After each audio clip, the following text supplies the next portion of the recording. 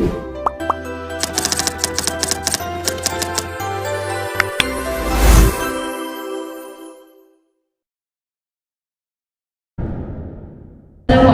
warahmatullahi wabarakatuh. Salam Malaysia Madani dan salam IPGKP bersama menggenggam dunia. Terima kasih pengurusi majlis yang dihormati pensyarah kursus keterampilan berbahasa Puan Fazliatun binti Ahmad, seterusnya rakan-rakan dan hadirin hadirat sekalian. Nama diberi Nurul Khairina Christine binti Zainuddin dan berdirinya saya pada hari ini adalah untuk menyampaikan satu syarahan yang bertajuk isu dan halangan komunikasi dalam kalangan pelajar Institut Pengajian Tinggi. Penguasaan bahasa Inggeris amat penting dalam menghadapi era globalisasi. Hakikatnya, generasi yang kurang fasih berbahasa Inggeris menjadi penghalang kepada kemajuan sesebuah negara untuk menjadi taraf dunia. Ikuti laporan ini. Sistem pendidikan yang berkualiti penting untuk melahirkan modal insan berilmu. Namun, kebolehan memahami dan bertutur dalam bahasa Inggeris menjadikan seseorang itu lebih kompetitif. Not having the English language will not give us the ability to reach out, to make deals, to have confidence in dealing with other people, not just in business and economics, but also in terms of diplomacy, international relations, and so, interests of our country across all those fields will not be properly protected or indeed engaged. And so we can't project our interests well. Therefore, the nation, will not be doing as well as it can if we don't have that competence. And realitinya, kemahiran anak muda bertutur dalam bahasa antarabangsa itu kurang mantap. Sebelum saya pergi dengan lebih jauh, ingin saya kemukakan satu soalan. Adakah hadirin semua tahu apa sebenarnya yang dimaksudkan dengan rangkai kata halangan komunikasi? Hadirin yang dihormati sekalian, menurut Kamus Dewan edisi keempat, halangan bermaksud arai, gangguan, rintangan dan tegahan. Manakala komunikasi pula didefinisikan sebagai perhubungan secara langsung atau perhubungan dengan perantaraan seperti surat, radio, telefon dan lain-lain.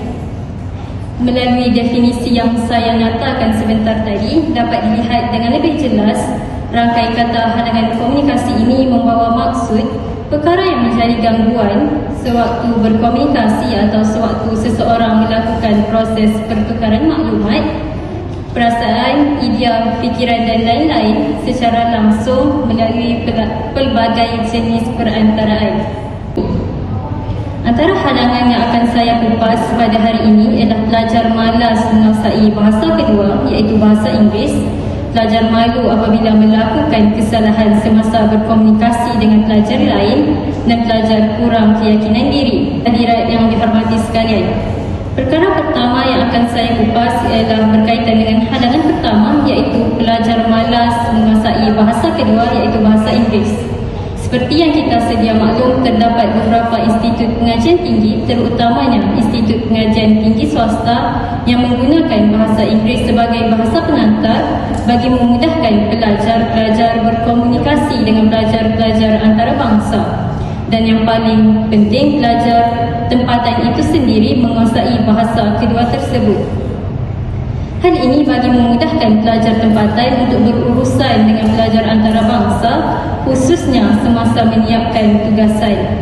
Bukan itu sahaja, penguasaan bahasa Inggeris dalam kalangan pelajar juga penting agar mereka mudah diterima masuk ke sesebuah syarikat ataupun sesebuah organisasi. Hal ini kerana sektor pekerjaan pada zaman ini memerlukan pekerja-pekerja yang mahir dalam berbahasa Inggeris. Jadi, sekiranya pelajar-pelajar ini tidak mampu dan tidak menguasai bahasa kedua, iaitu bahasa Inggeris, mereka berkemungkinan tidak mampu untuk menjawab soalan-soalan dan sebagainya.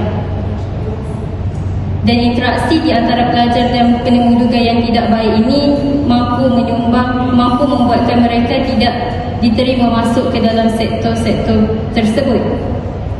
dan perkara ini mampu menyumbang kepada faktor yang menyebabkan pelajar Institut Pengajian Tinggi menganggur.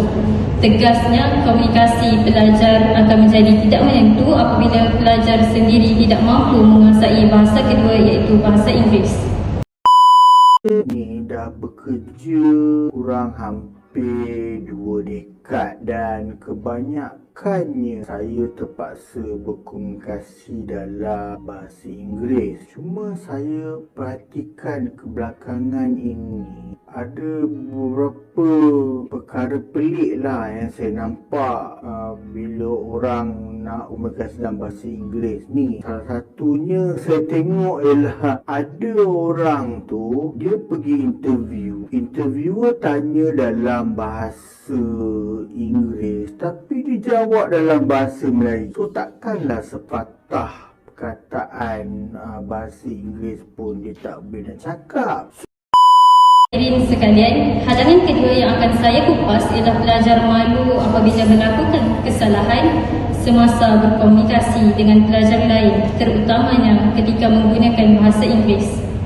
Seperti yang kita tahu, pelajar tempatan di Institut Pengajian Tinggi perlu berinteraksi dengan pelajar-pelajar antarabangsa menggunakan bahasa Inggeris.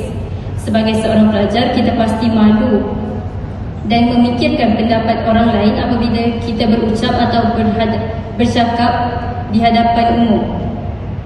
Perkara seperti ini adalah halangan utama kepada pelajar IPT untuk berkomunikasi dengan berkesan. Perkara ini juga menjadi cabaran kepada mereka untuk melaksanakan tugas dan sebagainya. Maka pelajar seharusnya mahir menggunakan bahasa Inggeris khususnya agar dapat berkomunikasi dengan pelajar-pelajar antarabangsa.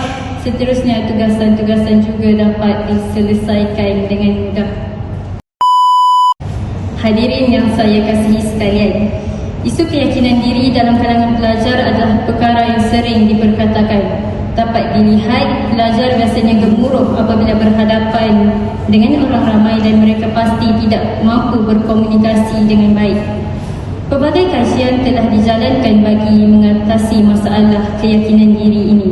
Namun, keyakinan diri terletak di atas kemampuan pelajar itu sendiri kerana ia akan membuktikan tahap keberkesanan dan keterampilan komunikasi pelajar itu sendiri. Bagi mendapatkan keyakinan diri yang baik, pelajar perlulah sentiasa berhadapan dengan orang ramai bagi menghilangkan perasaan malu, gemuruh dan sebagainya, sama ada dalam aspek perbincangan akademik maupun perkara-perkara lain.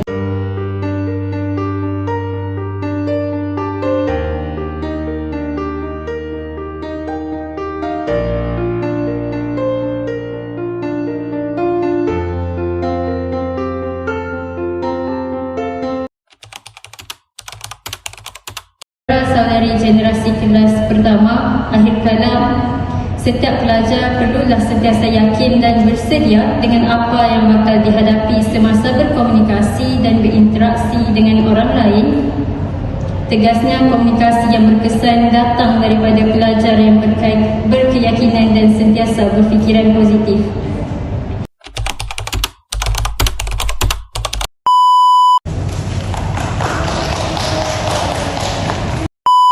Dengan rangkai kata halangan komunikasi,